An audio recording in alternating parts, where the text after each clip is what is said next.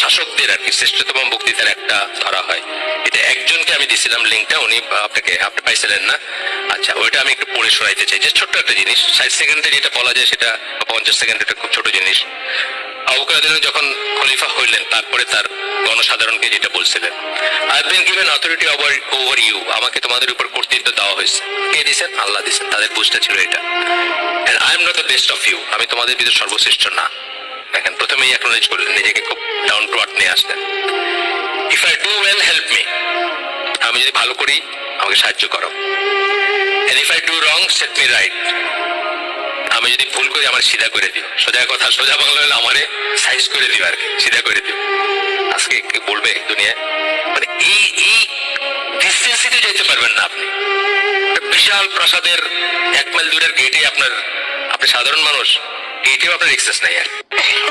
এখন motor cat নিয়ে চলে আমাদের